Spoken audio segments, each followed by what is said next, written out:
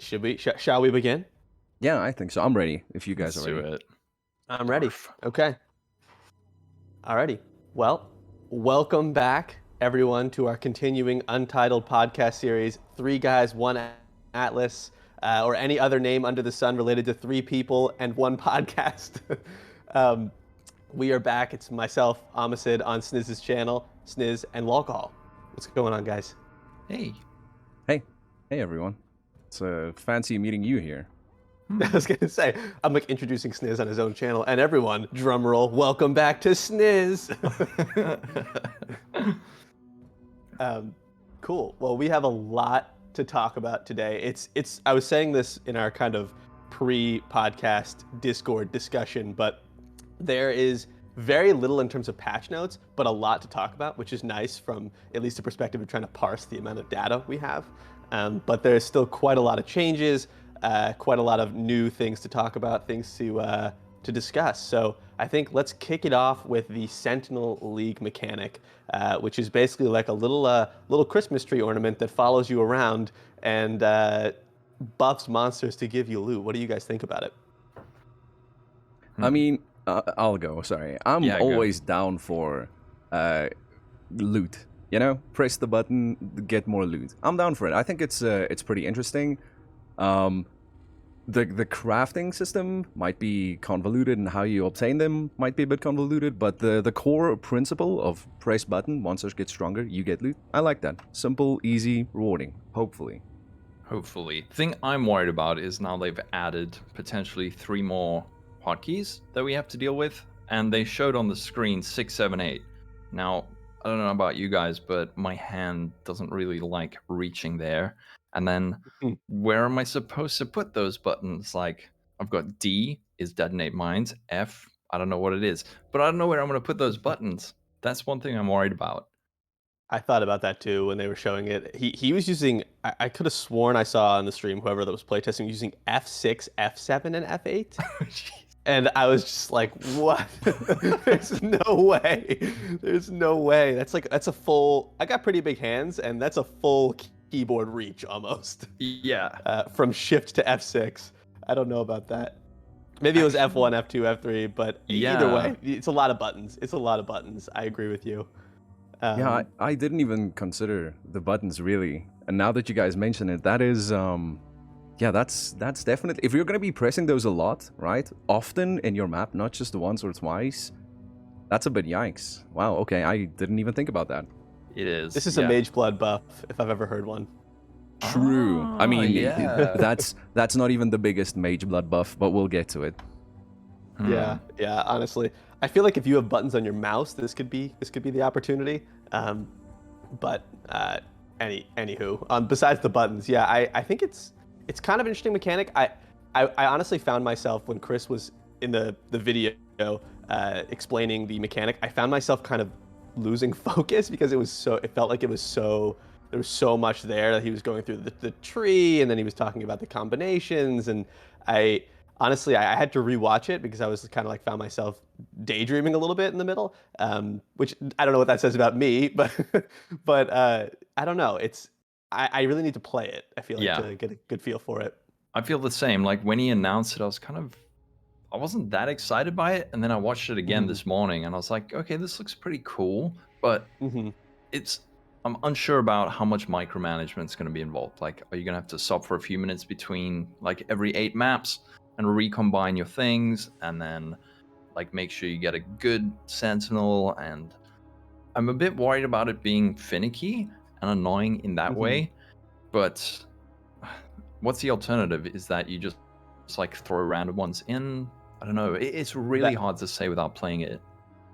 That's my fear, is that basically it's just going to devolve into people, because it's like, to your point, it could be a lot of micromanagement, and you're just going to say, you know what, I don't want to deal with this, I'm just going to keep popping them in as they deplete. The depletion system also kind of, I'm torn on that. I thought it was kind of interesting when Chris was like, well, we experimented with having it not deplete, and then you basically just pick the best one and you'd run it for the entire league, which I understand is obviously not an ideal solution, because then it literally is just set and forget. But I don't know if this is a great alternative, honestly.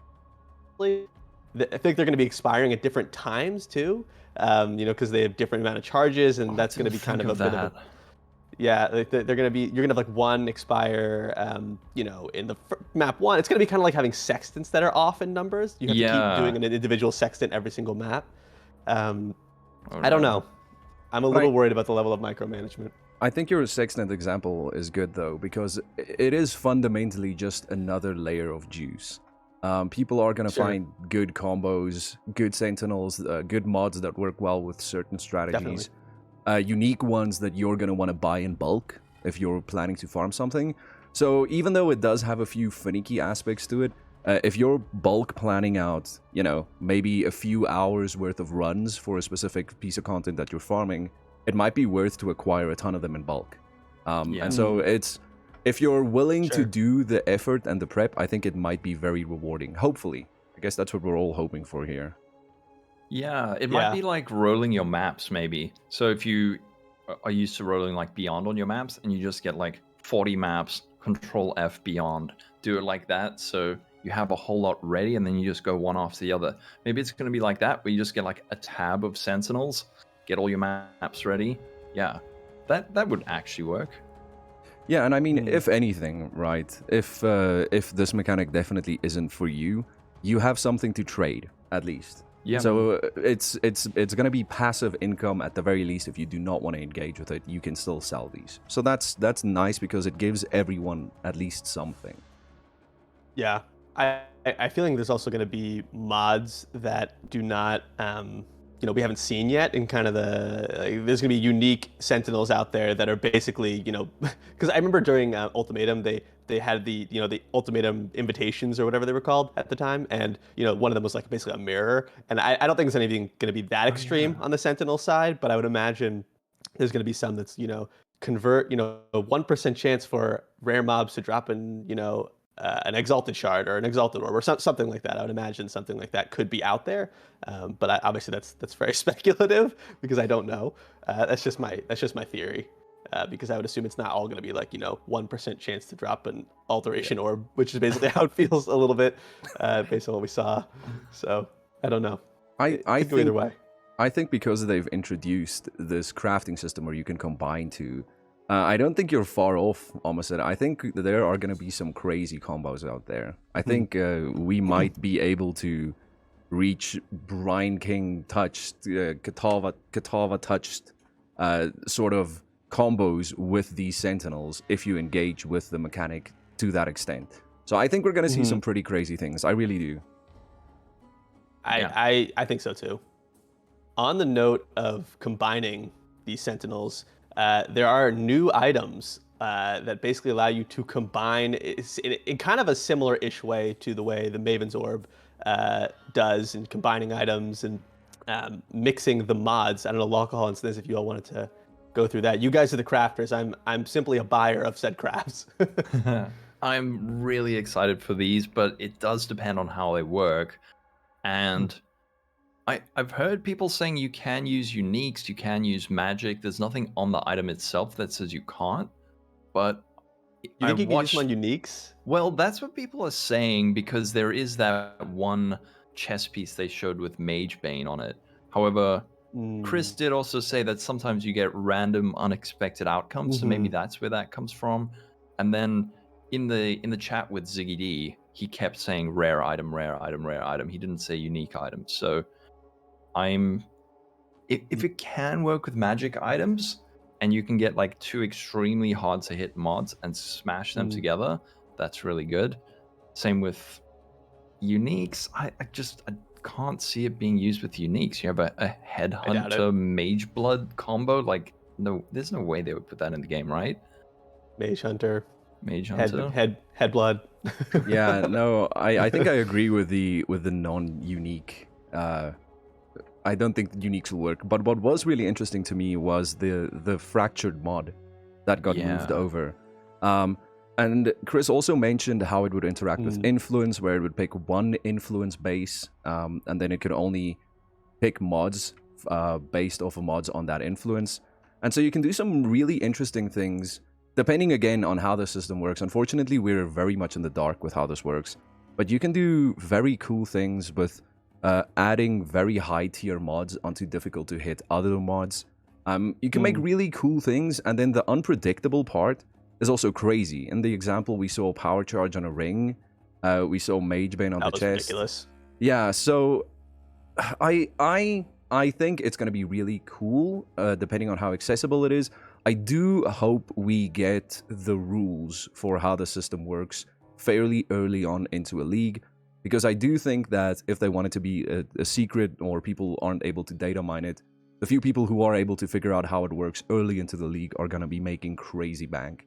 And I would like the tech not to be gated behind those people. So that's at least something I hope for. I hope we get the rules early into the league so we all have access to the tech. I think that's fair. Yeah, you're right. We are so in the dark on how this really works. We know like the very fundamental level, but I mean, clearly, we're discussing here whether it even potentially works on uniques. Like, clearly, we don't know. So I think we'll have to see. But it is really exciting. Yeah, it's a really cool.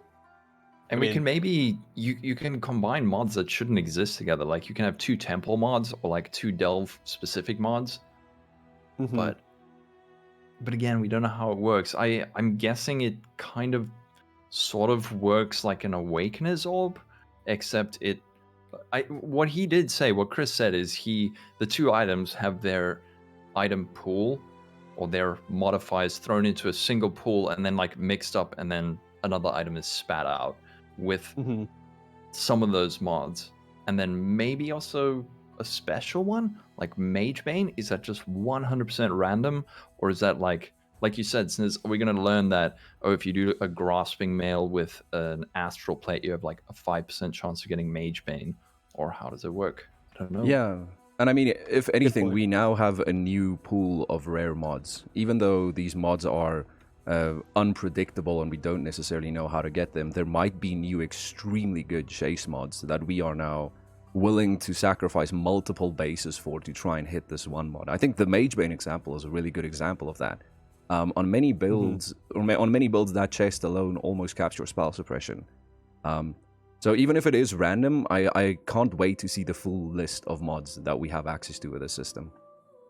Yeah, I 100% agree. 100% agree. The first person to hit him +1 power charge explicit on the league is going to be rich. Yeah. This might be time for you to get into crafting armor, Sid, because it's basically gambling, right? Yeah, I was going to say, thank you, Chris. I'm just going to be slamming things together. Maybe I'll post that first video, Sniz, explaining the system, just smashing a bunch of these items together, making conclusions that I shouldn't be making. I'm gonna follow it as if it is true fact. Okay, everything you say, good. I'm writing down, and that is what I'm going off of. I've never been wrong before in my life, so that would be probably correct. Boss, that's what I love to hear. If anything, right, the power charge mod, we don't know how hard it is to hit, but something like that makes a badge competitive again with Omni and Ashes. And so even if Omni and Ashes already gets nerfed with their rarity, at least now charge stacking builds kind of move up in power. So we don't know. This is the one example that we've seen. We need to see what mods we have. Again, maybe they make other builds that aren't viable very viable now. I can't wait. I'm very excited. Me too. Really excited.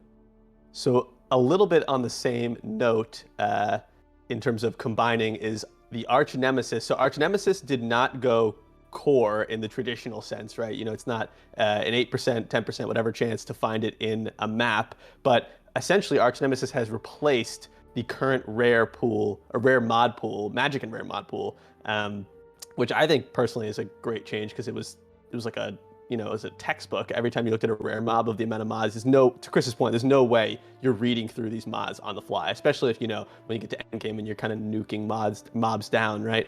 So I was just curious your guys' thoughts on this. And I know this is sort of what we were alluding to earlier, the implications for drumroll Headhunter and how this affects that. So what do you guys think about Archnemesis kind of going core in a unique way? Well, I mean, for the sake of this argument, I think I need to distance myself from Headhunter and the existence of Headhunter. Before I was made aware of the limitation of only having one instance of every mod on Headhunter, I was pretty excited about this change. So I don't know. I know a lot of us really stopped engaging with Archnem pretty soon into the league, but initially If you were to get to that 3rd, 4th Archnem monster, they were really hard to kill. Like they weren't a trivial rare that you just mow down with your ability. They kind of forced you to stop and do like a mini boss fight.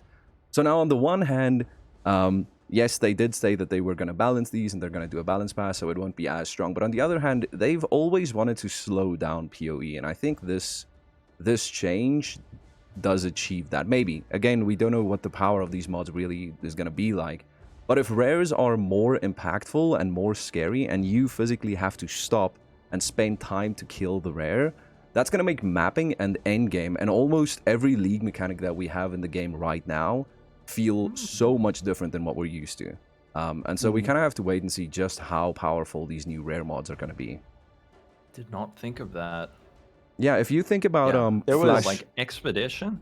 Yeah, Expedition, Harvest. Harvest is going to be an absolute nightmare. If you pop Flash Breach with Beyond and Delirium, and you're surrounded by 10 rare Beyond guys, endgame mapping is going to be something else. I at least expect. Again, we have to see what the mods really do.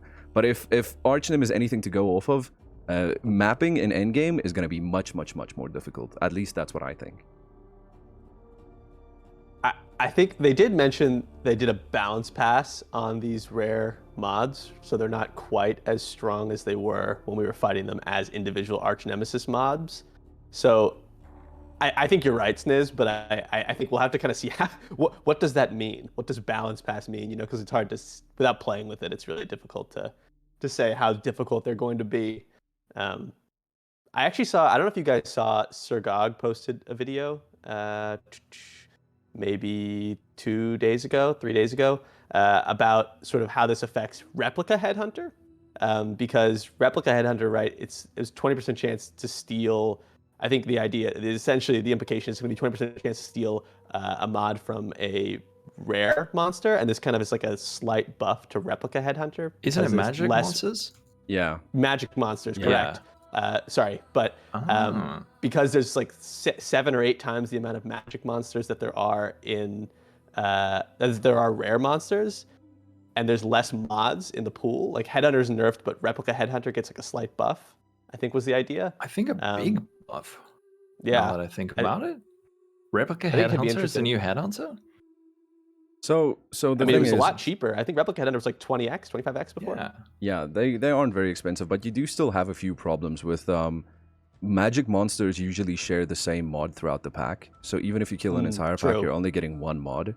And at the same time, magic monsters only have 1 mod. So you would need to stack a ton of magic packs for you to get a ton of buffs. But I do think it is good for Replica Headhunter. I think the gap in power between Replica Headhunter and normal Headhunter has definitely been decreased. But at the same time, Inspired Learning is now extremely valuable because 2 Inspired Learnings give you almost the same power as a Headhunter for most of your maps. Most rares will have 2 mods, and in some cases they'll go up to 4. And so 2 Inspired Learnings pretty much give you a Headhunter for, I want to say, something like 60 to 70% of your gameplay. Things I have not thought about. Which is crazy, considering the fact that your belt slot is open then. So you can run a Mage Blood, and now you sort of have this pseudo Mage Blood and HH combo. I could just run a Mage Blood, you say? True. Okay, Sniz. All right. Okay, so Inspired Learning going to be super expensive next league? I believe so. You believe so? We'll have to, what was it last league? Like 10x? 8x? Something like that? Wasn't it like 2? Even it was very expensive in Scourge with all the MF. See. People who MF that must want be what them. I'm thinking of. Yeah. Let's see. Inspired Learning. We will have to see how good buff stealing is in general, because we have alternative options, right? You have Mage Blood, you have the Shrine Tech, you have Soul Eater. So if buff stealing is dead, maybe people will throw in 1 Inspired Learning and do something else. But I don't think it's dead. I think it'll still be good. It's just not going to be what we have right now. Yeah, but this made me actually quite excited, because you're right, the game's going to feel different just because of that. Yeah, even if they as well, sorry, almost said. Even if they did do a balance pass, right, and these mobs aren't god tier Archnev mods, we are getting Mhm. new mods. So rares are going to be doing new things. We are going to be looking out for new attacks, new combos, new effects on rares. And so your entire mapping experience is going to feel different. This is a massive change to endgame. The thing that you spend most time on in this video game is going to feel different, completely different. And Yeah, it's agreed. gonna be good or it's gonna be bad. That's one thing that I think people need to think about. This is gonna affect every one of us in either a really good or maybe not a bad way, but still, we'll have to see what they do. Was the implication that the rare mods also have their loot reward? I was about to Is ask that that. yeah? Is that I don't I assumed so, but I don't know for sure because that would be a huge. I mean, because I mean, if you're fighting, I don't. Do you guys know roughly how many rare mobs are in each average map? I don't know the number off the top of my head, um, but it's at least a handful, right? Yeah. So if they have their loot rewards, for example, I remember seeing in the gameplay video, there's like Gargantuan, which is a currency node. And so it's like, does that mean they're going to be dropping currency? I don't know. I assumed so, but maybe that's an incorrect assumption. Yeah, I think like they stated, the mods transferring over is the only thing from Archnemesis that Okay. stays. I That's a don't think the bummer. rewards move over, but at the same time, we are gonna see some comboed recipe mods that you can only get in Archnem by combining Right. certain recipes. They are now gonna become core recipes, like I believe Hexer, for example. For you to Mhm. make a Hexer hexproof mod with the old system, you needed to do a recipe of 2 mobs. And Soul Eater, for example, required 3 recipes to get. And those are, I assume, going to be core mods now. So the whole recipe system with the rewards, that's kind of out the window. It's kind of just the mods that we're getting, I think. That's a Hmm. bummer. I wonder To though. see. I Yeah. wonder if like the really big ones, like for example, what if there was Innocence an Touch. Innocence Touch? Yeah, Yeah. exactly. Innocence Touch. Does that? Is that? I feel like if I'm fighting an Innocence Touched mob, it better drop some good shit. That's all I'm saying. I'm gonna be pissed if I'm spending, like literally a full minute fighting an Innocence Touched mob as he heals and jolts around the map and beams me. Then I better be getting, a stack of chaos or something at the end of that. They 5 chisels. They Yeah. did say, yeah, they did say An that alt. they changed the rest. They changed the formula to calculate XP, I believe, monster life and monster loot with this change. So the more mods a rare monster has, the better it should be for loot. But it doesn't necessarily mean that it's gonna have the Archnem rewards. Yeah. So Okay. yeah, more mods do mean better rewards. The more difficult your mobs are, the better for loot. But yeah, sadly, it's not Alright. that direct connection we want. I'm glad you know all this, Niz, because otherwise Yeah. I'd just be alcohol and I going, it better, shaking our fists, Harder mods mean better rewards? Okay, yeah, sorry. Harder mods mean better rewards, not necessarily more. Okay. All right. Fair enough. Okay. Well, I think there's a lot. I think this is one of those things that will luckily get solved, quote, relatively fast, right? Once people really get into map by Saturday, Sunday, people have a good idea of what's going on with rare mobs and their loot rewards. Maybe not the full picture, but at least better than us shrugging. Yeah. So, so the next kind of big topic, and I know this is a polarizing subject, but there are, for the first time I think ever, I don't remember, I've been playing for a long time and I've never seen this before. There are no balance changes, meaning no nerfs, no buffs. I mean, Chris even went as far as to say that they didn't fix bugs that they felt were affecting the viability of certain builds, which I think says a lot in terms of how much they're trying to keep things together. So curious to get your guys' thoughts. I know we're all kind of speaking from different perspectives on this one. So I think this will be an interesting point. What do you guys think? Oh, all right. I'll Yeah, go. you go, local. Kick it off. So Yeah. my initial reaction when Chris said it was disappointment, and then I realized I play 2 builds a league, and I was like, oh wait, that's fine. And then I got excited about it, and then I got sad again. And then I started thinking, why is this disappointing as someone who only plays like maybe 3 builds a league, right?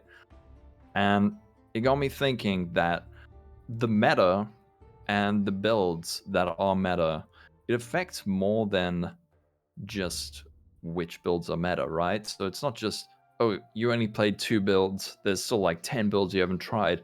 I think the reason my initial gut instinct was disappointment was more to do with how much the meta affects the economy. And if you're a softcore bird, sorry, I don't know if you can hear it. if the economy is like a really big part of the game, right? So when the meta shifts, different uniques become viable, different rare items become interesting, new rare items or new uniques suddenly get relevance again. And as someone who crafts, there's new items to craft, or there are new items that are worthwhile crafting. So I'm okay with there not being a balance change, but I think that's why some people are upset about it, despite just being like 2 build Andes. I don't know what you think about that.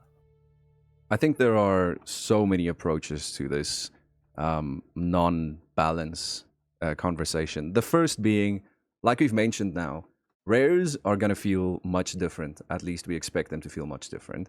I can see Beyond Demons being very, very hard now. Harvest being very hard. Legion even being pretty scary.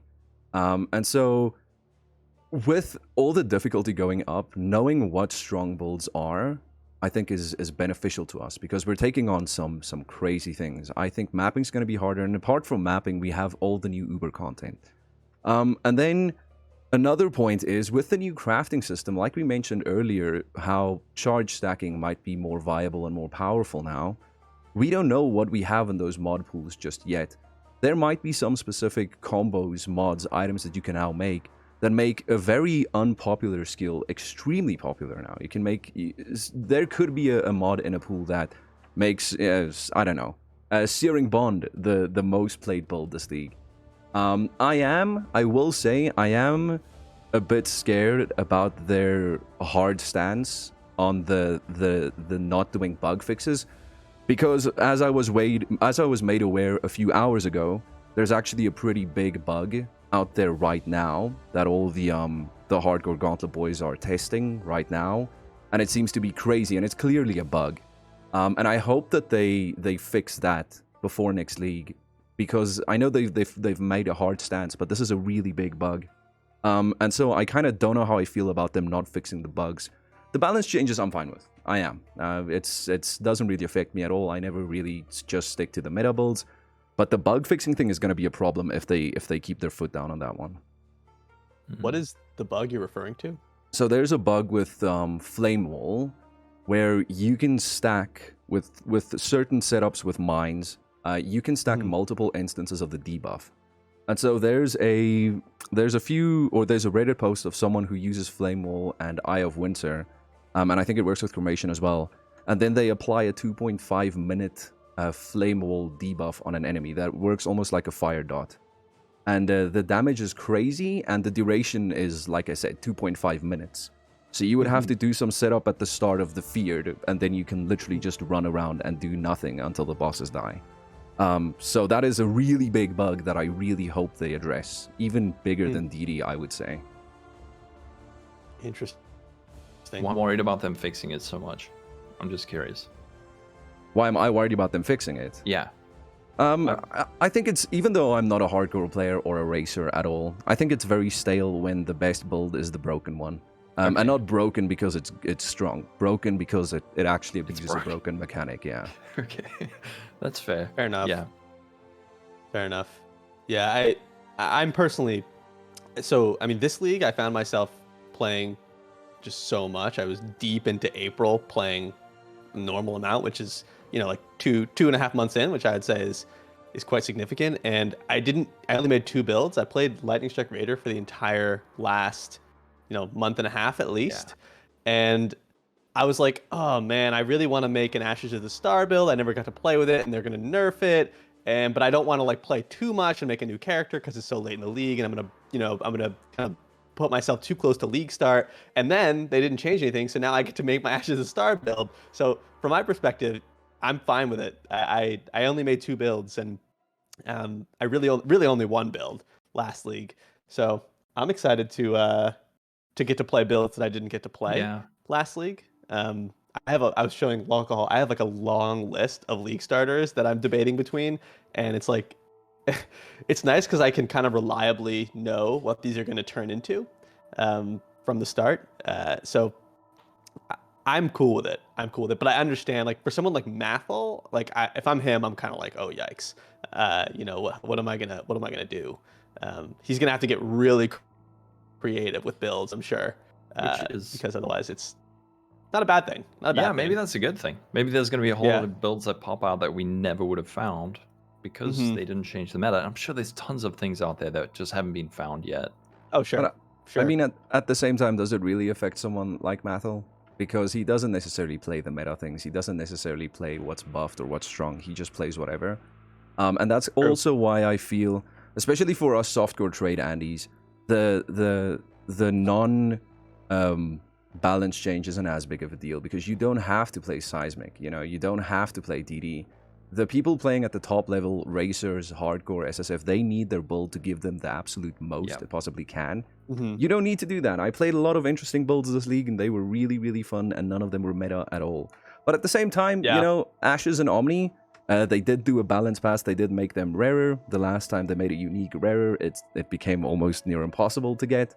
And so, Omni was that might one? go...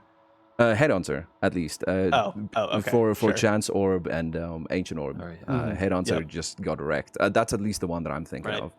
of. Okay. And so Yeah, Omni fair. might go from being this 1x solution to all your builds to being a 20x, 30x chase unique that you really have to want to go for.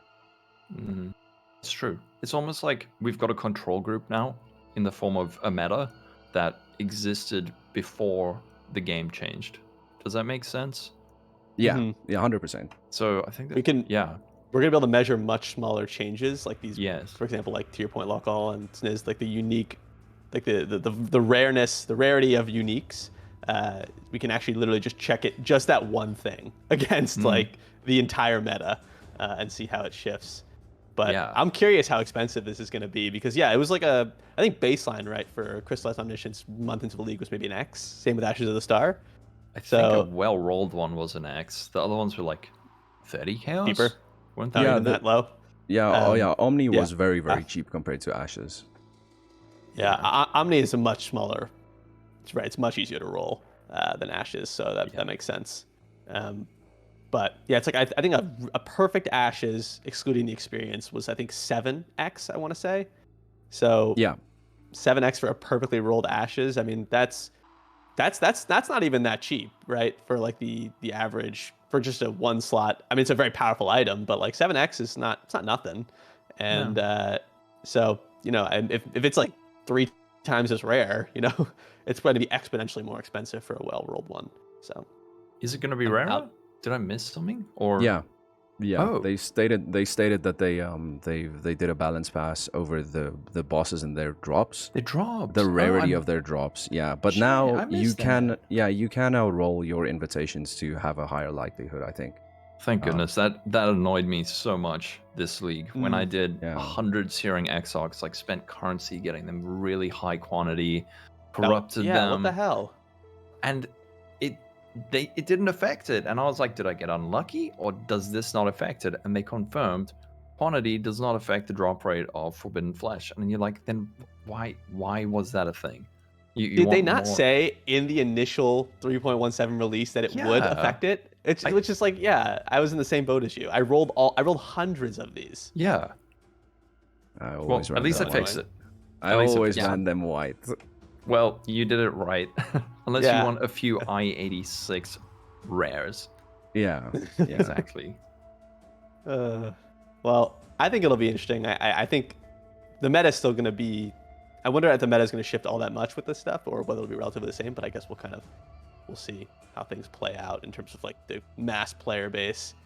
So kind of on a similar note as the uniques, there are a bunch of new uniques. I thought it was kind of funny when they kept going, and another Lighty unique, and another Lighty unique. The third Lighty unique. I was like, this guy designed the whole game. But I was curious what you guys thought. Personally, Steel Mage's unique seemed like the most significant. Oh, cool. It's the most, what's the word? it's the most applicable to most builds. Yeah. Because it could just fit pretty much anywhere. Of course, I'm sure like for the top meta builds, there's going to be, a spot that you want it to be, and that's going to be the most valuable spot. But there's a lot of flexibility there. So I was curious what you guys thought of any of the uniques. Yeah. Steel's Yeah, sorry, you can go local. Steel Mages is amazing. It's kind of that Forbidden Flame, Forbidden Flesh theme where you could get a crap one or you could get an absolutely amazing one. And those are all my favorite uniques, like Watcher's Eyes. Could be trash, could be worth like a mirror. And maybe you find a Profane Bloom one or something. Not Profane Bloom. You know what I mean? Just one in a really good spot and suddenly you have like 100x. And of course, it encourages build flexibility. That's cool. Yeah, Yep. so according to my limited knowledge, at least, and please chat if there has been new info that surfaced, please let me know. As far as I'm aware, we're not sure whether you can grab jewel sockets with these. So with Intuitive Leap, that wasn't a problem, because if you think about it, it's pretty much an Intuitive Leap, right? But there are certain spots where you can grab a jewel socket with this thing, and there are certain spots where you can get a cluster jewel socket. Now, yes, and now we don't know, as far as I'm aware, we don't have any confirmation as to whether it can grab these. Now, the problem with an Intuitive Leap was that you would sacrifice a jewel socket, and you guys know that a jewel can offer you anywhere between 4 to like 10% more damage, depending on how much you want to spend on it. And so an Intuitive Leap was pretty hard to justify. But if you can use this jewel, and in the radius you have a cluster jewel socket and a few good nodes, or another jewel socket and a few good nodes, your opportunity cost is basically just one lost passive point if you can just grab the socket for 1 point. And it really has a lot of potential, especially if you consider the fact that you can save all the points for pathing to a cluster jewel socket. You can build a very dense tree, use this jewel, and then have a cluster jewel without any travel points wasted to get another cluster jewel. We don't know. We don't know if this is how it's going to work. We don't know. I kind of doubt that that's going to be how it works. But there's one thing that is 100% going to be true, whether this works or not.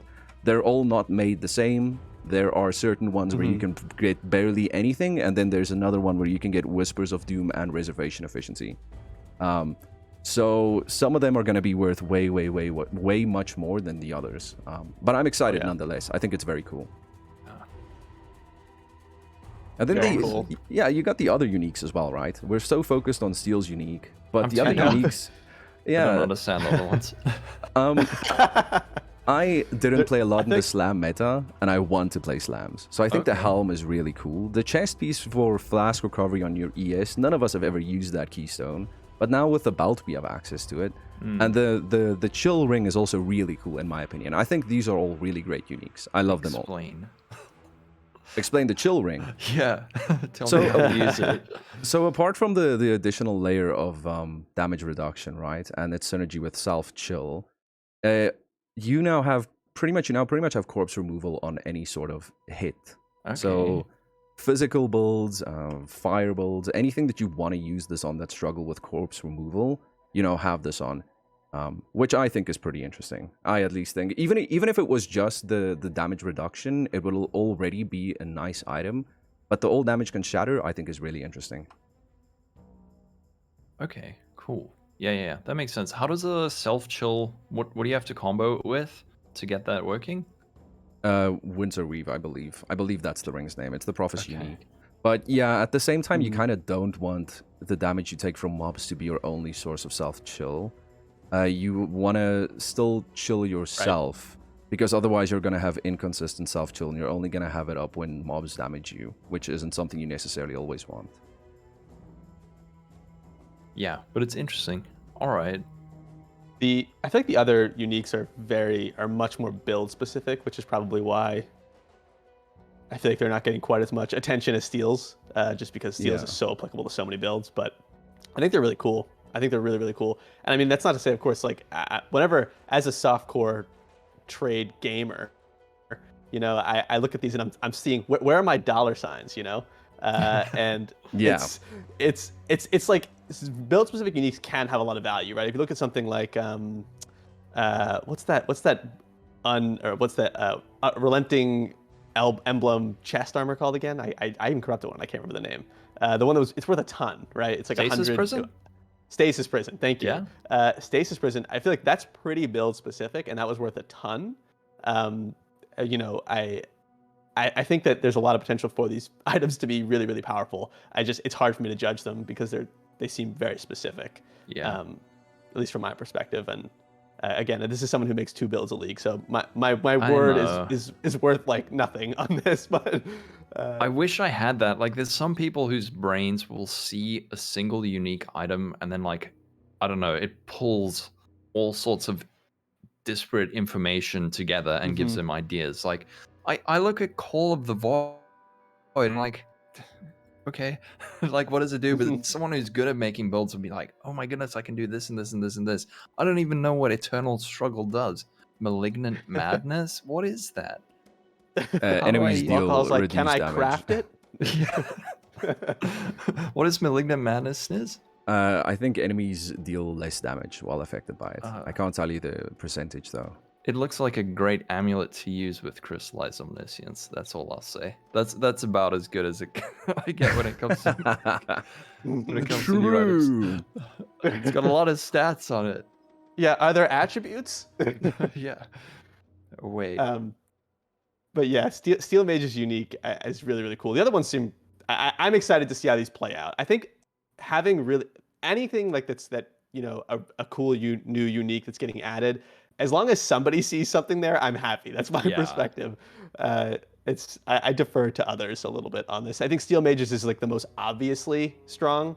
You can look at it and be like, okay, this is clearly has a lot of value, but I'll be really curious on your notes, Niz, whether this works with the jewel sockets. It just says the item reads passives in radius of X skill or X node. So that to me reads like it should, but I don't know.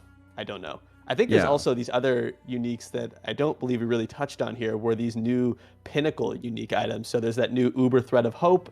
There's the new Uber Forbidden Jewels, which is very, very interesting. I am really curious to see what those are. And then there's a new unique item from Shaper and Uber Shaper, it says. And then some other reworked items that have not been revealed yet. There's the Sublime Vision. Auras from your skills have 23% increased effect on you. Always sap while affected by X. Always, other aura skills other than X are disabled. Oh, is it X? I thought it was just Wrath. No, it's flexible. I wonder if the ailment that gets applied is also flexible. Like, I wonder if Hatred will do Brittle and Anger would do Scorched, because Sapped is the lightning element, right? Right. That would be very cool. I didn't even think about that. I would assume it removes in the way that you're describing. Like they're dependent on each other. I wonder, it's because it's not corrupted. So I wonder if you can divine. Maybe they're not tied and you have to divine them together. Oh, that'd be spicy. It's funny to me now. Sorry, this might sidetrack the conversation a bit, but Brittle and Scorched, I believe anyone who's used those mechanics or those ailments, they know how powerful they are. Brittle is absolutely crazy, and I think we've been, ever since the Eye of Winter Minor was so popular, I think everyone's been saying, well, Brittle's gonna get nerfed. Brittle and Scorched need to be nerfed. And here we are, 4 or 5 leagues later? I know this is specifically a non-nerf league, but it's interesting to me that they're leaning into it so much, giving it on this new jewel. You can roll Brittle Ground on your boots. It's very funny to me that this extremely powerful mechanic is being pushed so much. I like it though. I like it as a soft grandy. I enjoy it, but yikes. Yeah, I mean, there's also that Secrets of Suffering, the interrogation, right? That cluster jewel. So yeah, and then that was super expensive this league. Super expensive. I think it was like 8 to 15x. I mean, for a single point, you know, basically that's quite a lot. I think it'll be really interesting to see, how this jewel plays out. It's I don't know if you guys also noticed this, but if you look at the art, I think that's Zana in the in the art for it. It's got like a picture of somebody. Wait. I thought that was kind of interesting. It's maybe like a little nod. It's a nod. I'll when I put it up on the channel, I'll zoom in. Oh yeah. I think I see her. All right, but do send it again. But those 9 lives, the new Forbidden Flesh. Yeah. Am I crazy? Did they show that as an ascendancy notable in a trailer for PoE 2? I don't know why it looks so familiar, but I don't know how to check to see. No? Yeah, I don't know. If that were the case, I think someone would have already made a thread about it or something. But it might be worth digging out and watching the video again. I am very excited about that, though. By the way, I think, and I'm currently assuming that we're gonna get one new ascendancy node for every class, not necessarily every ascendancy, every class. Yeah. That's my copium. If these are good, I think you're right. If these are good, you thought Tailwind was expensive. You thought Profane Bloom was expensive. You thought Arena Challenger was expensive.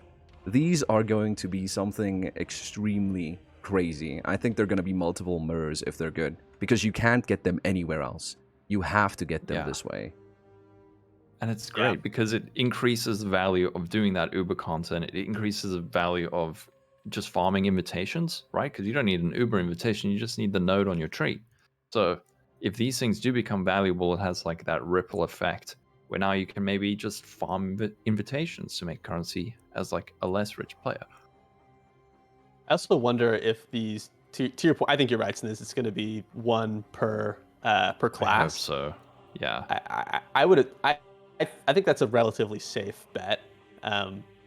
But I wonder, it's like, are these going to be kind of universally good for classes, or for any build across those classes? Probably not, right? So I think that it's all dependent on.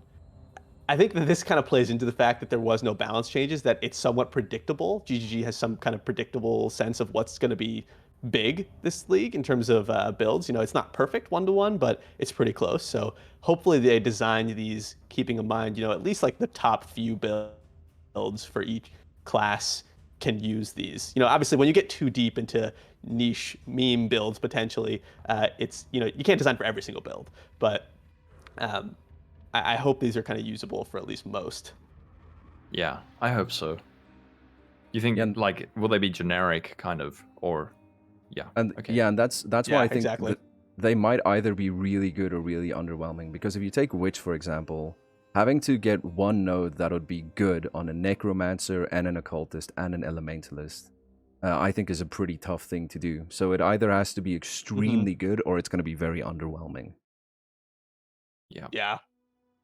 Please. And then there's also there's that new thread of hope as well with the massive ring. I think that was already pathed out, if I'm not. Yeah, you can find that on mistaken. Reddit. So, yeah. So that's interesting. I think that could open up some new. I don't know about new builds, but it'll open up new levels of power potentially for certain builds. Yeah. As far as I'm aware, there's already been a few pretty interesting spots discovered. Especially some of them that are more centralized in the tree. But yeah, like you said, it's something that we're going to have to play around with and see what we get. Oh, yeah. So on a somewhat similar note, there are now Awakened Exceptional Gems. So Awakened Enlighten, Awakened Empower, and Awakened Enhance. That's pretty cool. I think if I'm not mistaken here, and please correct me if I'm wrong, the advantage right here is that they go up to level 5 with the corruption. So that's pretty cool. That's pretty cool from my perspective. I think that has a lot of potential to awaken some new power. Nice, you guys like that? Thank you. Yeah, I have Lockhall follows me around IRL making that noise every time I tell a joke. So I think there's some cool potential there. I think those level 5 gems for those are going to be extremely expensive. Extremely expensive. Yeah.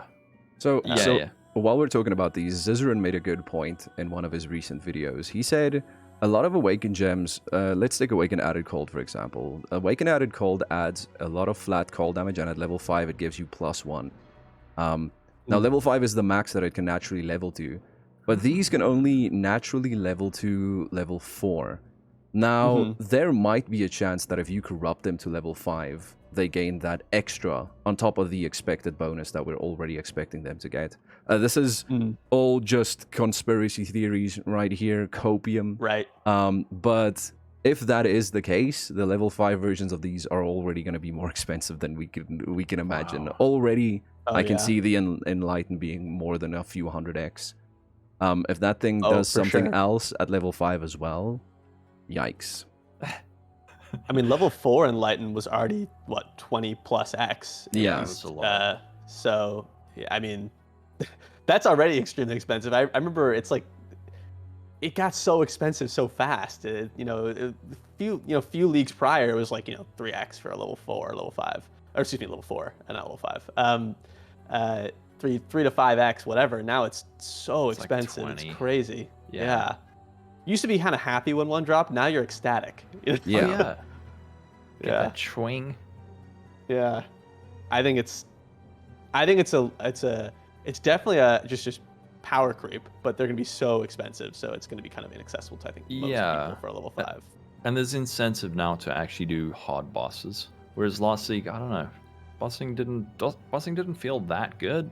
But now if you can actually pull it off, and these items are valuable, I think that's great. Yeah. I think it plays well though, where you should get highly rewarded, or at least have at least a good chance to get highly rewarded for doing very difficult content. So I like this kind of risk reward mentality that they're kind of leaning into more with these Uber encounters. And so I'd say on that note, that's a smooth transition right there. Let's talk about the Uber bosses with those keystones. So I think that we can talk about the other keystones in a second here, but just looking at the Uber encounters alone, what are your guys' thoughts there? Excited, I'm assuming, but what do you guys think about that? Yeah, I like the fact that the Uber content is gated behind just having the keystone. A normal Maven's Writ will still get you the Uber Maven. It felt really bad when I wanted to do flawless Chayula Breachstones, and your build wasn't quite ready, right? You weren't quite ready, but you lost 5x right there just because you tried. Yeah. On the other hand, that might mean that Maven's Writs now get balanced around, or their cost now gets determined by the Uber version, right? And that might be the same for all the intros to the Uber fights. Normal Shaper fragments might be more valuable now because of the existence of the Uber fight. So I think that's really cool. I like more bosses. I like more difficulty. They're gonna kick our ass, but I can't wait. Yeah, I feel the same. I want to go into that fight and just get completely destroyed, right? Because then there's that motivation to really improve your character, and then go back, try again, maybe get destroyed again, but then you keep trying, and then eventually you're like, okay, I did it. I know my character's good. But now I gotta do the other 5. Yeah, exactly. I really hope I don't go in there the first time I attempt it and just kill it, and it's like, cool, I did it. Is that just me? Do I want to get wrecked? Then don't start Seismic. Don't start Seismic then, okay? If you want to experience the video game, don't play the build. Yep, I won't. I doubt even like a strong league starter is going to walk in and just one tap the bosses and collect. It doesn't feel that way to me, but maybe I'm being optimistic. It feels like it's going to be hard. They looked hard. I hope I mean, so. anytime you just smash 2 fights together with overlapping mechanics, it gets difficult, just inherently. There's a reason why Uber Elder is like exponentially harder than Shaper and Elder individually. It's not the sum of the parts.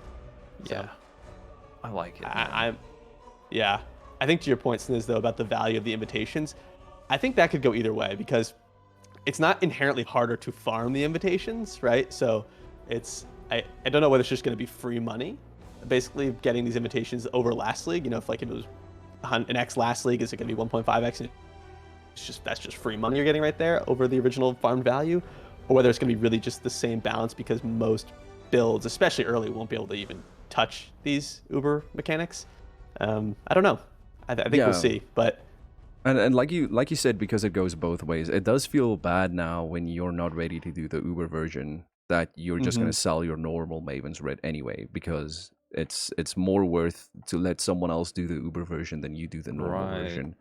I think Maven's a bad example because Maven's always really good, But something like Shaper, for example, you might reach a point where you would just always sell your Shapers because it's just not worth it to do Shaper yourself. So yeah, it goes both ways. It's cool that it's not gated behind a new invite, but at the same time, it might completely make the normal version fall away. I think there's an interesting kind of like side point on that is the Conqueror, so the Cyrus node on the tree has essentially, it's dropped that 10% chance for Cyrus to drop an Awaken support, and then the Uber node, the Uber Keystone, covers a 20% chance to drop. So regular Cyrus kind of got nerfed in terms of what he can drop, but Uber Cyrus now encompasses a 2x chance over the original. So I think in that specific example, Cyrus shards, or not shards, frags will potentially be priced around the Uber because there's so much power being shifted, or power in the drops being shifted away. But otherwise, I think it could go either way. I'm also split on that Cyrus point because Cyrus already kind of felt really not good to run. He's so long. The phases are so brutal. I don't know. What can he I'm drop not sure now? about that change. Like, what does he drop now? Normal Cyrus. Awakener's Orb, his uniques, Thread of Hope, which is still pretty valuable. He has a chance for Orb of Dominance, and then he has high-level base influenced items. Okay. But yeah, it's not what it used to be. But as we're talking about this, the gloves, for example, As we're talking about this, maybe this is just the natural progression of these boss fights, right? Most of us do Elder and Shaper to get to Uber Elder anyway, and it's been like that for 2 to 3 years now. Maybe it isn't a bad thing that the normal version of these bosses are now just an unlock for a favorite slot initially, and then we kind of only care about the Uber versions. Maybe that's okay. That is. Yeah, now that I think about it, there's been so much power creep over the last few years that I think this is maybe a way, instead of pulling everything back and nerfing everything, they're just like, well, here's stuff that's ridiculously hard. And now probably like 95% of, or I don't know, let's say like half of people who could do Maven now won't be able to unless they get to a higher level of power. So yeah, maybe this is like an alternative to nerfing. Just buff the end game. It's kind of like the Diablo 3 situation, though. It feels like, right, where they just keep adding greater rifts and you just go deeper and deeper and deeper. Not really, but it's kind of like in the same note. It's not the exact same, of course, but at least keep adding additional difficulty levels. They, in my opinion at least, I think they keep making the fights interesting. The little bit that we've seen from the Cyrus fight looks like it's going to be an absolute nightmare. It's definitely not going to be Cyrus that you've did in the past. This is going to be a whole new experience. And if they do that with the upper end of content that they keep buffing, that's fine. But if they were to just say, here's Uber Elder, we've multiplied his HP by 200%, that's bad. This is okay, acceptable, I think, but we have to wait and see, right? Yeah. Agreed. I think this is a good league in the sense that there's a lot of things that are not, you got to play. There's a lot of stuff that has to be really played with. It's not, you can't figure it out just by looking at it. It's like we saw like a snippet of the Uber Cyrus fight, but how can you tell how difficult that's going to be until you get in there with your build, right? All I know is it's probably not going to be fun to be melee. What's that? Yeah, exactly. I was going to say, Sniz, are you bringing back the Cyclone? Is this the league? I think the Cyclone had a good run. I think we gave the Cyclone all the love that I can, and it's gonna rest for next league. Okay. I think it's gonna take a break. Fair enough. I mean, the Cyrus fight in particular is so finicky. I don't know if you guys saw as Steel and Ziz's reaction. I think Steel was like, the Uber Cyrus fight looks like it's just Cyrus with bugs. Yeah. I was like, oh, you mean Cyrus? So I think there's a lot of cool stuff here, a lot of cool discoverability. It's going to be really fun in the last league was really fun to boss farm. I think, Local, you were doing this a lot too. I know you were talking about with the invitation farming. I think this league is going to be even more fun for that just because there's so many new cool uniques in this Uber encounter. So once you hit that level where you can do those Uber encounters, you're gonna want to farm them because especially if you get there early, right? Then you're gonna be rich. So I think there's a lot of cool stuff I'm here. excited for that. But yeah. So there's one more note here. I think Lolcall, you would add this multiple influences. Yeah, it's just something small. Multiple influence types on a map. I think. Yes. Yeah, that's really cool because it was annoying in the past. Like you would run Conqueror maps, you couldn't run the Eater of Worlds and progress that. It's not really. There's not a whole lot to talk about other than you can probably juice the hell out of your map now, right? Oh yeah. With 3 influence types and probably 3 spawning and. I mean, let me give you a little scenario here, right? So you buy yourself a Conqueror Cemetery map. You roll it until it hits Beyond. You put 2 or 3 Daily Orbs on there. You put on your Eater of Worlds on the map device, and then you put in an Elder Scarab. Yeah. Right? You get a Beyond Sextant. I'm with you, yes. You get a Beyond Sextant, and I don't know, you pay for breaches with Flash Breach. You now have an extremely juicy map. Very, very, very juicy. But all these rares now have the new Archnemesis mods. And they all feel like mini-bosses. And your Headhunter is a tenth of what it used to be. So they've, in my opinion at least, they've made the game so hard now. They've slowed us down. They've made the game very hard. Yes, they're giving player agency. They're giving us control over our juice. But you're not just going to slap on a Headhunter and do this type of content, I don't believe. I think you're going to have a very, very interesting time in juicy maps now. And you're really going to want to think twice before going all out on juice. Yeah. We need to be I think humbled. you're potentially right. Yeah. I was surprised when they were kind of leading into that announcement of the multiple influences. I thought they were just going to say we're removing Shaper and Elder Scarabs and we're swapping them for something else. Yeah. That's what I thought it was going to be. But I'll take this too. This is, I mean, it's a good, even from just like a base level, it's good quality of life for the average person who doesn't know that this is, that, like, for example, last league, it's like, I went in and I didn't throw Elder and Shaper Scarabs in because I just generally thought they were kind of useless even from beforehand. But unless you're doing specific types of strats. So I think it's just a good quality of life thing, even at its core, right? Of being able to just add these things in and not replace influences. So good thing. It's a good thing. Yeah. One thing I realized though that I accidentally skipped over was on the Keystone notes. So this kind of reminded me. Thank you, Sniz, for bringing, and thank you, Lolcall and Sniz, for bringing this up. The other Keystones that are getting added. So disabling content in favor of others. I think they said there's 7 other Keystones that are not a part of the reveal so far. I know they revealed a couple others, I think, since that point was made, but still quite a few others that I think we haven't seen. So what are your guys' thoughts on that? I know there's the randomized one, right? You basically just pull the slot machine on your map and your scarabs and see how it goes. And then there is the other one where it's like the non-favored maps, those. I like that one. I feel like there's some really cheesy stuff you could do with that one with the non-favored maps to just get tons of currency, like throwing gilded cartography scarabs with like item quantity, and then just all those pathing nodes. Aren't there a ton of pathing nodes, little small nodes that give more map drops? And then just like favorite 1 or no maps even. You could test it, I guess, to see how many maps drop now in 3.18, 7, and like imagine that was currency. But I'm just curious. Like maybe there was some cheesy stuff you can do like that. The one on that point, the map that you're the point that you're talking about, we talked about it a little bit earlier when I was in Pal's stream. What happens to Conqueror maps, Elder maps, Guardian maps, Synth maps with that Keystone? A lot of us are hoping that they're in separate drop pools and it doesn't work because you can't technically favorite a Conqueror map, but they do still have a map base type. So hopefully those don't get bricked with that Keystone.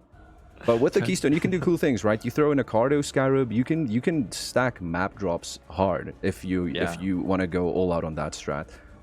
I personally, Sorry, Amos said no. Go ahead. No, please. I interrupted you. my personal favorite is the blocking of league mechanics, the blocking of mechanics. But I think I've done some quick maths yesterday, and my numbers might be completely off. I've made a few assumptions that might not be correct. But if I did everything right, if you set it up correctly, you can get something like 50% chance for a free harvest when you open a map. If you're blocking every other piece of content and you're taking all the base nodes and you're taking the keystone for the 50% more chance at a base, that means every second map you open up, you're going to have a harvest. Now, this is very impactful for something like Harvest, right? Where forcing a harvest is pretty hard to do. But with a mechanic like Legion or Breach, where you can just get a Scarab for it, it's not that worth to do. But at the same time, comboing something like a Harvest with Expedition, where you don't get to block Expedition then, and so it kind of screws up your chance. But if you use an Expedition Scarab, then it can't roll Expedition because you can only have one Expedition encounter in every instance. You can still almost force Harvest. And so you get this really interesting system where you can pick 3 mechanics, and one of them you can almost force on for free. If I did the maths correctly, just having a free Harvest with all the Atlas Harvest passive nodes every second map is giga, considering what Harvest on the map device is 12C. Yeah, 12C. So that alone is massive, in my opinion. I love that, and I can't believe they gave us that power. So yeah, I'm definitely planning a farming strategy around that. I think I'm going to be doing Ritual initially. Everything you get from Ritual will pretty much just be free. This is, okay. I don't, man, I feel like you've got like an engineer's brain or something where you, again, you see something so tiny and your brain pulls together all this information and you're like, oh, I could do that. I was just like, oh, cool, I can like not see rituals because I don't like it and have more expeditions. It's exactly the same mentality. I was like, oh, I don't like Abyss block, you know what I mean? And everyone's like talking about the percentages, and I'm just like, I just don't want to do this stuff I don't like. Yeah, exactly. I guess that's a game. Yeah. I think this is gonna be. I think this is gonna be the meta farming strategy. If there isn't something broken that emerges, I think this is what most people are gonna do. They're gonna block what they don't want to do, and they're gonna do maybe 1 or 2 pieces of content in every single map they open. And I actually think that's a pretty good thing for the economy, because now if I'm not gonna touch Breach, I'm not gonna touch Legion, I'm not engaging with that at all. But now if I need anything from those mechanics, I am forced to engage with another player who is efficiently generating that content. So what you're farming, if you're not farming the 1 piece of content that every single person is farming, what you're farming will sell. There will be demand for what you're generating, because passively people just don't get enough from it just having a random spawn chance. And I think it's a good thing for the economy where people can specialize into like 1 or 2 pieces of content. But yeah, all this is speculation. We have to see what they're gonna do. I think it's interesting. It could affect, because scarabs were so prevalent this league and so cheap, and I feel like this league they're not necessarily going to be, because Archnemesis was such a generator of scarabs, and the whatchamacallit, the little Eldritch totems in the map that you click. I'm terrible with remembering these names. Like those generated a lot of scarabs because there was such a limited amount of different rewards you can get from them. It was basically scarabs, currency or short quantity, things like that. It was very limited, but now that that's expanded, I feel like scarabs are going to be a lot less prevalent. So I feel like this is kind of like giving you free scarabs, to your point, because you can juice up 1 or 2 types of content so much that basically it subs in for a scarab. Because if you're getting like, for example, if you juiced up Expedition, you really wanted to run that kind of takes the place of running an Expedition scarab. If you're getting it, you know, once every other map on average, that's not exactly the same, but it has similar type implications. So I feel like this kind of subs in that a little bit. It's not obviously for something like Harvest where you can't scarab it, you have to use the Sextant before. This is a buff, but for maybe something like Expedition, it's going to be slightly like worse, but a little bit maybe it could be cheaper in the long run. I don't know. It's kind of depends on the prices of scarabs this league, but I think it's kind of interesting to see how that plays out in terms of specializing content, like you said, Sniz. Yeah, and content where the scarab is still massive to use, right? Where your tier of scarab adds a lot. Is something that you still want to use the scarab for that. Like you definitely do not want to set up your entire tree just so you can get 1 free breach. But Right, if you yeah. want to do breach, you might use gilded for the 3 breaches and then do harvest again, for example, because other sources of harvest don't make the harvest inherently better than this source of harvest. So Right. yeah, there are many strats to think of. I'm very excited. Yeah, I think at its core though, like we were saying earlier, it's just nice to be able to block content you don't want to do. Just even at the most base level, right? Like I hate breach. I really hate breach, and I feel so bad when I skip it because I'm just like, I don't know. It just feels bad to skip content, but it's such a waste of time if you haven't juiced them. Yeah. They just give nothing, and I'm excited to never see a breach again in my map. So I'll take Excellent. that. I think that's Yeah. good design, right? Something that on its surface is very straightforward. And for people like you and me, Armisid, we can just be like, oh, cool. I don't have to see breach. And people like Yeah. Sniz can like really break it down and min-max it. I think that's really nice. And there's a few keystones that are like that we can just like Chris said in the video, keystones are there to change how you play the game on the passive tree, how you build your builds, and now that's what's going to happen with the tree. I'm really excited for it. On a similar-ish note, I thought it was kind of interesting. They put in these passives that basically, right, there's the reduced life, more damage for mobs, and then the inverse, more life, reduced damage. Or I don't know if I just said the same thing twice, but either way. So I thought those were kind of interesting. They allow you to cater, I guess, your gameplay depending on your stage in the league, and then they talked about, right, Detonate Dead and how they're not letting it affect that or something like that. I thought that was kind of strange to even exist on the passive tree at all, because the passive tree is only about rewards, and this has nothing to do with rewards. It's like a gameplay change in a more strict sense. I don't know what you guys think about that. It's kind of a small point, but I think my take on that is it's going to be very impactful for hardcore players. Yeah. And in softcore, Sure.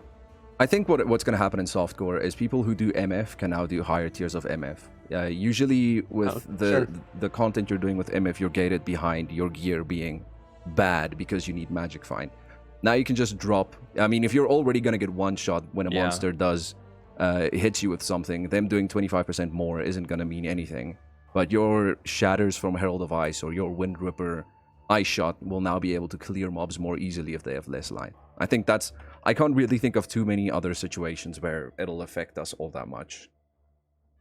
Yeah. It's just like doubling down on HC or softcore, I guess. Yeah, that's a very good way of putting it, yeah.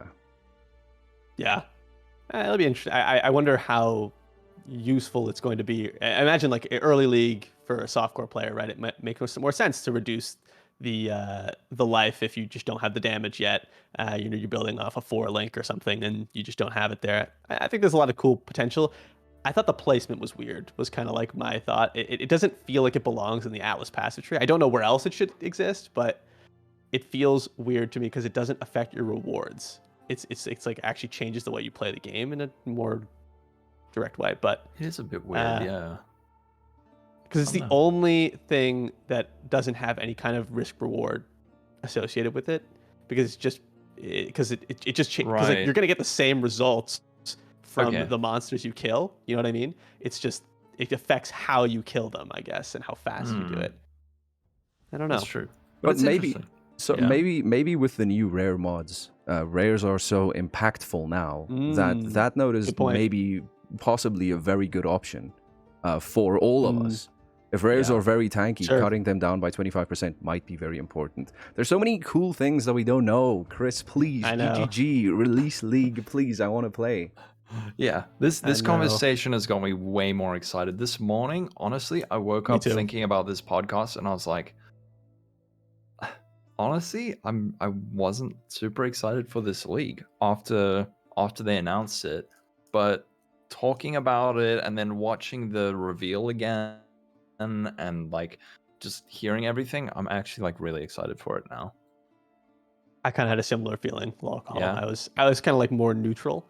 I was like, oh, it'll be fun, like to try the new stuff, but league mechanic, I was kind of like wishy-washy. But yeah, I was kind of getting the butterflies in the stomach, thinking about it after we talked about it. There's so much here.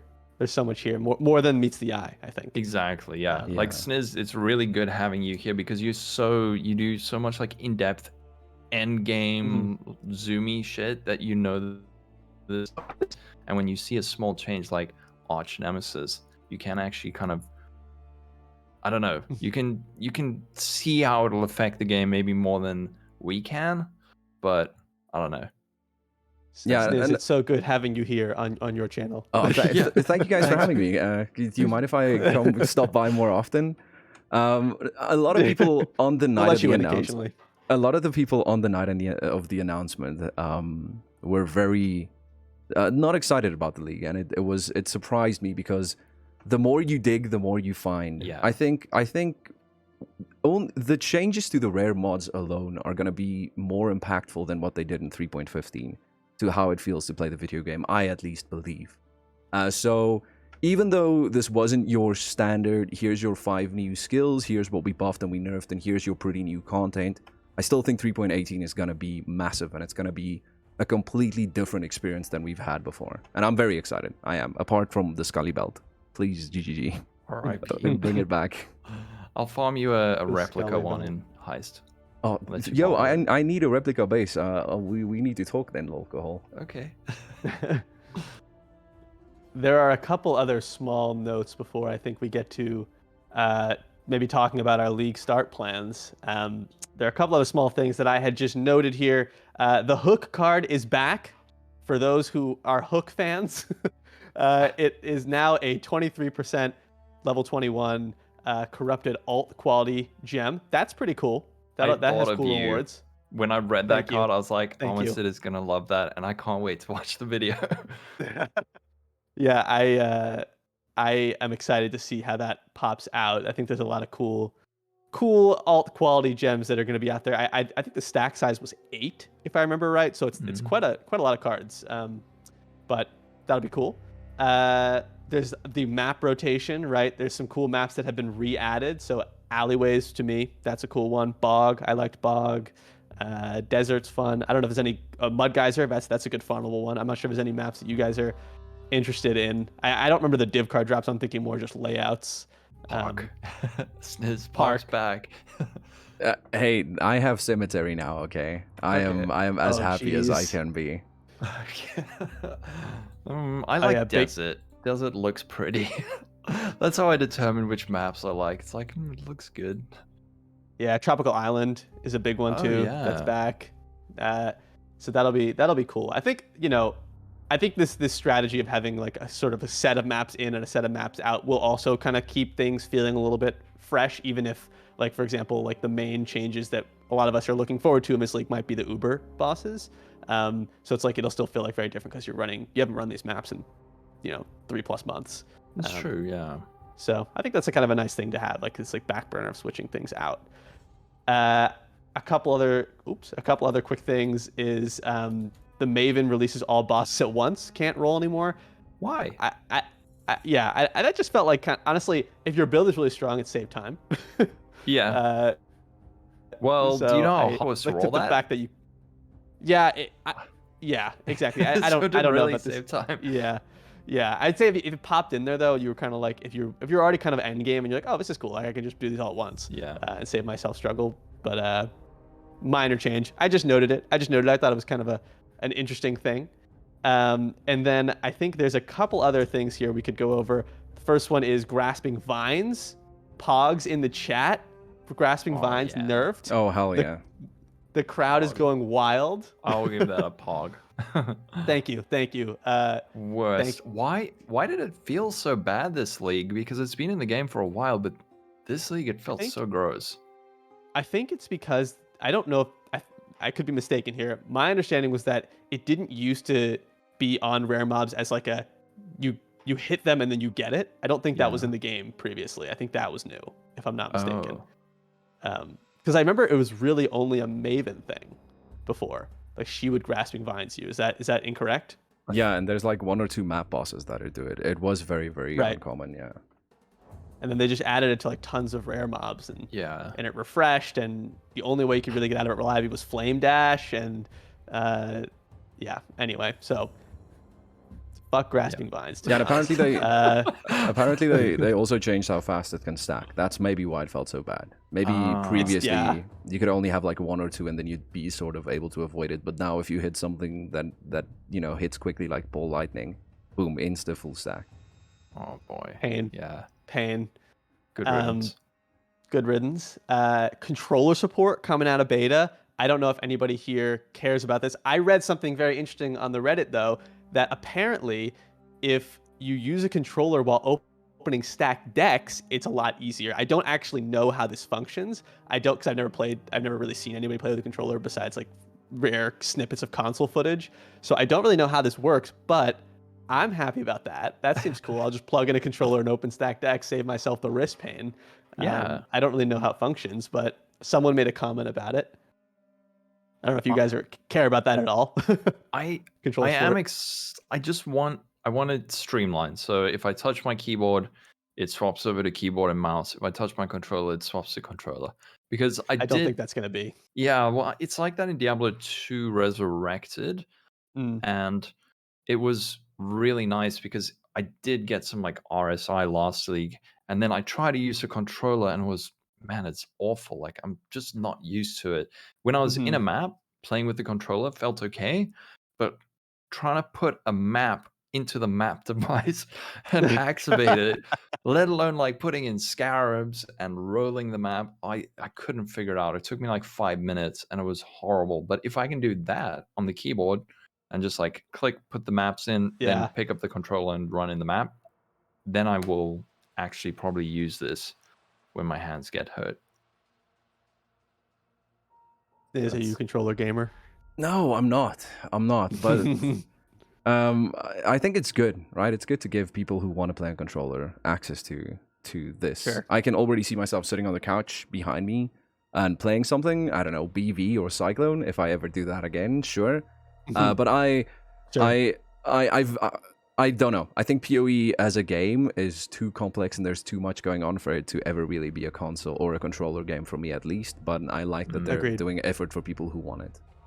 Yeah. I think any level of increased accessibility is a good thing because to some degree you can say that this makes the game a little more accessible. So I agree with your point though. I'm never gonna like main a controller. That would just be so inefficient. I feel like, but okay, to each their own. The last small note here is just new div cards. I know there's a lot of cool new div cards. Mage Blood div card. I know this is kind of like old news at this point. That was released before the announcement, but a lot of cool new div cards. The Simulacrum one, whatever. Mage Blood was probably the most interesting because now you can own a fraction of a Mage Blood, which I assume it's going to be quite rare, the card, but I guess we'll have to see. I don't know if there's any specific cards you guys thought about. On the topic of the Mage Blood card, I hope it's farmable. I think with what they're doing to Headhunter, if it does feel as bad as a lot of us expect it to feel, a lot of Headhunter Andes are going to default to Mage Blood Andes. And even though we might have more access to Mage Bloods now, I think the demand for Mage Blood's going to be much higher. And so they might even be more expensive than they were in the first league that they were introduced. And as someone who I can see myself planning builds around using that now if Headhunter feels bad. It's going to be kind of scary if I'm going to have to farm up between 300 and 700x just for the belt. That's something that I would like to avoid. So hopefully the card isn't too unobtainable. Yeah. I think it's cool. And I also think it's nice that you can farm it in steps. Like early league, you buy you don't save up for a Headhunter, you buy doctors as you get enough currency to, because the price just keeps going up. Like a lot of people struggled to buy a Mage Blood because they couldn't outpace the inflation. Like it was going up by like 20x a day and they couldn't farm that much. So I think it's nice that there's a card. So when you do have like 100x or whatever it'll cost, you can buy it. Yeah, you can lock in your piece of the Mage Blood. I like that as well, yeah. It feels really bad when you're close to being able to get the chase item that you farmed for, but every hour you're late, you see the price rise. It's literally, and then the one the gap between the third last or the third cheapest and the fourth cheapest is 50 to 100x, and then as you have the money for the third cheapest one, you know, they've all just sold, and now in an hour you need to have 50x more than you had an hour ago. So yeah, I like the card. I think it's a really good addition. Yeah. Just saying, this is a buff to harvest div card sacks. Just saying. Oh, That's no. gonna be pretty spicy. That's gonna be spicy. I'm gonna be printing Mage Bloods. Sir, I'll have you know, you will now need an endgame bosser build to just do harvest with the Archnemesis Mods, okay? You scared me. Okay. You scared me. I already hate the harvest mobs. God, Yeah, they're a blue pain. harvest. Ooh. Yeah. Oh, geez. I'm gonna be running harvest on level 68 maps. So there you go. This is the strat. White This map is the strat. farming. Yeah, exactly. White map farming, harvest, sack and mage blood cards. That's gonna be me for 3 months. I will make a prediction right here, okay? And you could quote me on this in the future. If the mobs, if the rares and the mobs are harder in the next expansion with the new Archnemesis mods, we are in for map boss buffs in the near future as well. Because if your essence monster is 3 times as difficult as the map boss, that feels weird. So I am predicting that if that is indeed the case and rares feel a lot harder next patch, map bosses are close to be buffed. That's at least what I think is going to happen. All right, we'll hold you to that. Makes sense. That actually reminded me, Sniz. I meant to bring this up when we were talking about the Keystones. How do you feel about the changes to the boss rushing strategy? Because I feel like you were one of the big proponents of it. I wasn't sure because I know they kind of bricked it, right? Is that I never did it, so I can't speak to it too well. But what are your thoughts on that? Hold on, wait. So, before I just want to, can you please just explain quickly what is boss rush? This guy, someone ban him. Yeah, someone ban alcohol. Yeah. Someone ban alcohol.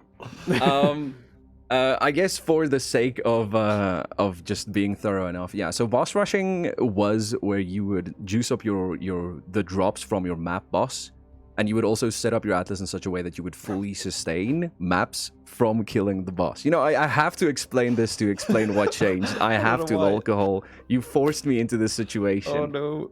Okay. And so what a lot of us were able to do is we were able to ignore everything in the map apart from just the boss. Rush to the boss, kill the boss, get the loot, and leave. And you would infinitely be able to do that. They've now changed it that the strong mechanic we use to sustain maps is not on the map boss anymore, and it drops from any random monster in the map. Now, I will say, before patch notes came out, you can ask chat. I asked them, I begged them that GGG would nerf boss rush. Looking at a loading screen for 70% of your day is horrendous, and I hated it, but it made so much money that I just continued doing it for so long. The new strategy is very interesting, and here's why. You can still technically do boss rush if you have the correct map layout and the correct build. You now just need to focus on killing monsters. And a lot of people think, well, if this is how it's going to work, you need to kill every single monster in every map. And that's not true. You need to try and kill as many of them as you can, but you definitely don't need to be as thorough as 0 monsters remaining in every map you do. With old boss rush, you over-sustained like crazy. Now, with new boss rush, you're not only killing a ton of enemies in your map, which all have a base chance to drop a map, you're already very likely to then kill the enemy that has this OP drop, and map bosses also have a base chance to drop maps. So I think boss rushing is still very possible. You'll probably do it on something like Strand. It won't be as fast, but you're probably going to sustain is probably going to be easier if you kill monsters on your way to the boss than it was with the previous system. That makes sense. I think that makes sense. What map are you thinking is going to work well? Linear, a map where you can kill everything on your way to the boss. So something like Strand, or if you combo it with essences, Strand, right? Yeah. You can now do Atoll with essences, and Atoll isn't that hard to do. You can kill almost every enemy in Atoll with something like BB without explode if you have to, and then you put in 4 essences in there, and that's a very good farming strat if you want to be fast and make some good money. Yeah, I would say something like BV or like a really speedy Cyclone feels like it'd be really good for this. I mean, I will be curious to see how it plays out, but I think you're right. I think as long as if you can just like blitz through killing everything on the way, then it still seems like it makes sense. Yeah. But when I saw that change, I thought of you, so I feel like I needed to ask. Too. As soon as you personally got something in the game nerfed. Yeah. I'm happy about that one. I do think though that with the new Atlas, even boss rushing, we did boss rushing because it was just so extremely good. I think we're gonna have so many cool new strats next patch. It's still possible, but you might not even want to do it because there might be something crazy that you can do now. I can't wait. I'm gonna go to bed for a whole week. Just so you can wake up and it's Friday? Yes, yes. Okay. Wake me up while I'm in queue. Deal. All right. We'll do it. So I think closing out here, if we just wanted to maybe talk about league start plan, unless I missed something, league start, maybe league starters, like specifically what build you guys are thinking. Obviously, this is the most equipped I think anyone is to have a safe league start in terms of picking a build. So just curious, what are you guys thinking? We can do it around the room. You go alcohol. I'm doing whatever Guitaraholic tells me. I think we're doing heist, and I'm gonna level as Spectral Helix. I think that's what we've decided. And then what's it, like a 300 movement speed Scion, so that we can run through heists? I don't know, but we'll figure it out. It's not gonna be frickin' Seismic Trap again, even though I released a build guide for it. Yeah. I think setting up the Atlas is still going to be very important this league, and so I'm going to try and rush Maven and Uber Elder as soon as possible, and do all of the invitations up until before Hidden and Feared. My league start build is I want to do Eye of Winter Trapper because I've been pushing Eye of Winter Trapper for so long before the whole bug thing was released, and I don't abuse the Flammable bug. It's not strong because of that.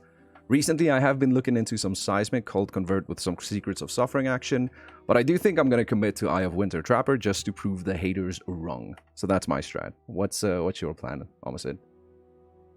I'm not a dirty heister at the start. Sorry, alcohol. But you make me sick. I'm sorry. But I'm really torn. I've got like 9 league starters I'm debating between. Inevitably, I'm just gonna kind of like spin the roulette wheel and pick one. I really want to make Arc work in some way. I saw a kind of a cool Arc Occultist build that looked interesting. Maybe I'll just do like the classic Arc Elementalist. I don't know. I also am kind of liking the idea of a Mjolnir, Doriani's prototype Arc cast on crit situation with an Inquisitor. So I don't know. I like Arc. I want to make Arc work. It's just the single target scares me, especially in like a bossing league. You really have to scale it. So I don't know. I'm torn. I'm really, really torn. So just to summarize, your league starter plan is Arc. I like that. Yes. I like that. Yes. Yes. I'm going to be chaining the fuck out of those mobs. That's my plan. Sounds very fun. Yeah, that's the plan. I don't know.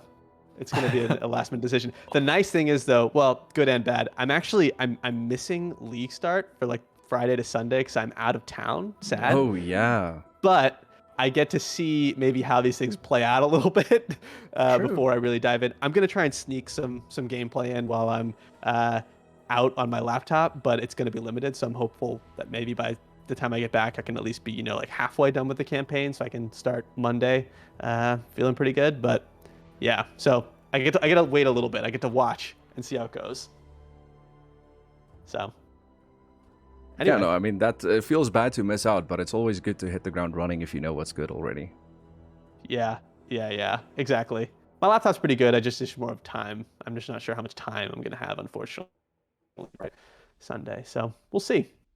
No Steam Deck. Yeah, exactly. But cool. Well, I think we covered everything. Is there anything we missed? Anything else that I didn't bring up or you all didn't bring up that we're remembering now? Did we mention that they killed Headhunter? Let's talk about that. So did we mention that the Headhunter's dead? No, I've moaned about that enough. We can skip it. R.I.P. R.I.P. Yeah. We could do some questions from chat if you guys have time. I know we're a little over our allotted, but yeah, if anyone has a good question. Yeah, no bad questions. No bad Banned questions, if please. Bad questions. Yeah, banned if bad questions. Oh, wait a second. Here, I meant to do this. Yeah, it's gonna be interesting. I'm very much looking forward to 3.18. I can't wait. What's boss rush? Someone ban this guy. Okay, they're just gonna ask. They're just gonna ask what boss rush is. We can end it off here. What's boss rush though? Oh my goodness. The memes. Yeah, thank you guys. So where can chat find you? If they wanna see more Omicid or more Lolcohol, where can they find you? Omicid, you go first. Oh, you can find me on YouTube at Omicid, same spelling, or on Twitch. I'm planning to stream probably the entire Monday to at least Friday on League Start week after the weekend. So you can watch me be behind, leveling up, and furiously trying to catch up. You can find me there. I'll pretty much be making as many videos and streaming as much as I can. Yeah. Okay, and Lolcohol? You can find me on YouTube at Lolcohol or Twitch at Lolcohol, or I spend most days, you can find me at Snizz's channel, memeing in chat. Yeah, and you guys can find me right here. And maybe on YouTube when I make a video once every year. Everything's down below. You popped off this league, I thought, in YouTube. Yeah, man, it's hard to be consistent with content. I don't have a good formula, I think I'm gonna yoink the Mathel formula from now on. Just make videos about builds. Do it. You should. Seriously. It's not stealing, but that's how you do it, man. Like, you borrow ideas from people. I kind of do your own way. Oh yeah, no, I've yoinked enough from Mathel. I will definitely continue on if it works. What build would you recommend? Kind of fast and tanky? Any recommendations for a fast and tanky build? And why is the answer just Alice? Alice Can with you do I think RF could be pretty good for that. Yeah, I guess, yeah, true. Especially with the new Maven boots. I guess it's not super fast, but yeah, it's pretty defensive, I think. But okay, yeah. Before we get even more sidetracked, if I'm happy. I think this was we went through everything. You guys excited, hyped, hopefully. Yeah. After this, I am definitely. Yeah. One thing before we end it, we were talking about doing a podcast in about 3 to 4 weeks. So maybe we'll be a little more regular than you guys thought. That's all I'm saying. So yeah. We even have a date picked out. What? Yeah, Lolcohol and Omicid don't stream, so I forced them to come onto this stream. We try. I'll call you. I'm going to stream more. I will stream League Start and stuff. I'm going to try stream more this league. Yeah, I'm looking forward to that. Nice. Cool. So yeah, thank you guys for joining. Everyone who was here, who hung out in chat, thank you. We appreciate that. Yeah, thanks. It was fun. I hope. At least I think we all hope you're as excited as we are. Does this podcast have a name? No. I really think we should just go with 3 Guys 1 Atlas. It's great. All right. I think that's it. 3 Guys 1 Atlas. Okay. Yeah, we've now decided on a name.